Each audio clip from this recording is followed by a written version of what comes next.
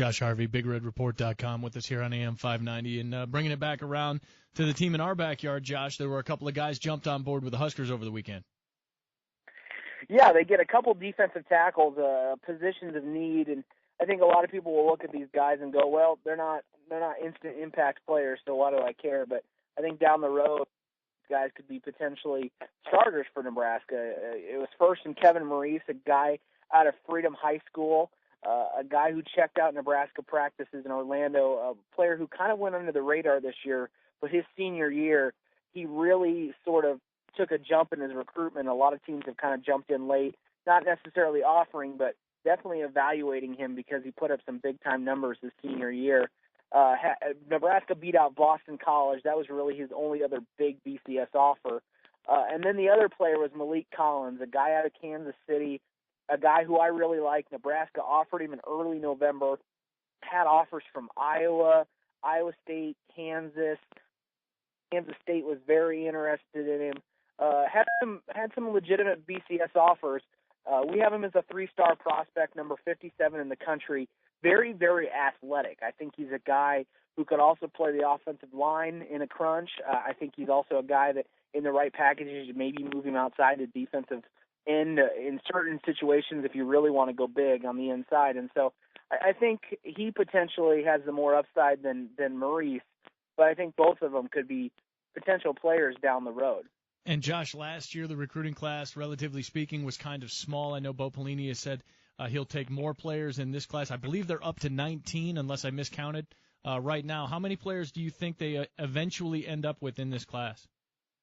Well, I think it's a situation where they could go out to 27 if they can find the quality players that they want. This class, or this more than a lot that I've covered, have been very adamant about, hey, we're not going to take guys that we're not, that we don't feel that can really legitimately help us down the road. They're not going to just take guys to take guys, because it may be other conferences, and I think you know where I'm talking about. After 2 years, if somebody's, not pulling their weight, they're gone. And you just don't see that at the northern school. You don't see that at like Nebraska as much. They're not going to just necessarily get rid of a guy because he's not performing. And so I think for Nebraska, the key is every guy from here on out, you want them to, be able to project that they're going to be contributing somehow in 3 years. And I think Nebraska can definitely get to 27.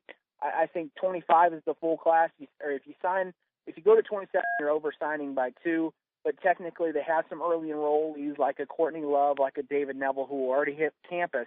So they count towards last year's class. So I think Nebraska could potentially get to 27. And I expect number 20 to happen on Wednesday. It's interesting how you said that. Does that mean Johnny Stan, this is his recruiting class? He's the guy who should be helping out in 3 years? Say that again. Who did you say? Johnny Stan, the quarterback. I like Johnny a lot. I liked his when I got to see him in person. I obviously we got to see him a little bit during the Elite 11 stuff on ESPN and whatnot. I potentially like Tommy Armstrong more, but Johnny Stan, I wouldn't be surprised if in 3 years, he's your starting quarterback. But for me, if I have to pick one of the two, I'm going to go with Tommy Armstrong having the edge over Stan. Talking here to Josh Harvey of Big Red Report, BigRedReport.com. You can keep track of all of the off-season comings and goings, and, of course, recruiting at BigRedReport.com. And, Josh, with all of the pressure to put players on the field, especially on the defensive side of the ball that might be a little bit younger than typically Bo Pelini has done, how is that resonating with recruits that are out there that could come on and contribute right away? Well, I think a lot of recruits are looking at this year's situation and going, yeah, there's a chance to play early, but I think Nebraska also sells it to them that, hey, we're not going to promise you anything. And I think a lot of schools do that. They go out of their way to promise kids, playing time their freshman year or at least their second year. And Nebraska doesn't do that. This defense is hard to pick up. I think it's tougher than some defenses across the country, and so it takes usually guys on the defensive side of the ball a little extra time to really kind of mature into that role. And I think a lot of guys, especially up front, realize, hey, if I go in and compete, there's a chance here, but Nebraska's not promising anything, and that's why, that's why a lot of players respect them, and a lot of high school coaches across the country respect Bo Pelini and his staff, because they just do not make promises. And some fans would love them too, so they can get every 4- and 5-star kid here, but that's how the coaching staff works. Well, and I wanted to ask you about that because that is a quote that you hear more often than not from players being recruited by Nebraska, that Bo Pelini's not coming in, he's not going to inflate your ego, he's not going to make you think that you're the man and necessarily ingratiate himself that way. He's going to be realistic and be honest with you. Is that something that, do they need to look at that? I mean, is there something in their approach that's limiting that, or do you see it as an asset? Well, the same situations, people always want to say, well, why doesn't Nebraska hard sell kids? Why don't they force them to make a decision when they're on their visits? I think it's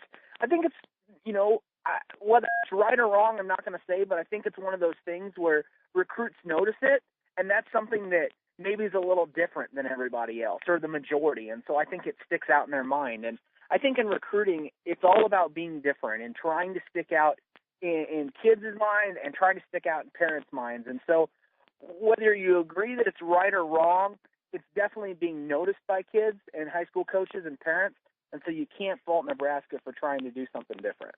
Any big surprises, Josh, you think now between now and signing day? Do you know of anybody out there that they're working on that might get some attention that people aren't talking about right now? As far as complete surprises, no. I mean, obviously, things in recruiting can change within a couple hours. So would I be that surprised if a 4-star player all of a sudden snuck up on the radar down the road? No. I do think Wednesday they'll get a 4-star commitment running back out of California named Terrell Newby.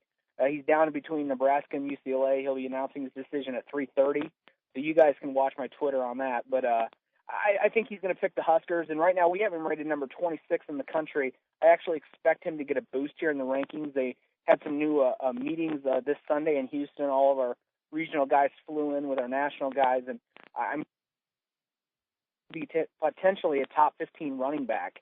And so that's going to be a really good get for Nebraska. But otherwise, no, I don't see any surprises as far as commitment. I have heard some rumblings about a possible decommitment down the road, but at this time, it's nothing. It's just not. There's not enough for me to go with it at this point. Josh Harvey, BigRedReport.com. Follow him on Twitter at Josh Harvey Scout. Josh, thanks for the time, bud. Hey, not a problem, guys. Talk to you later.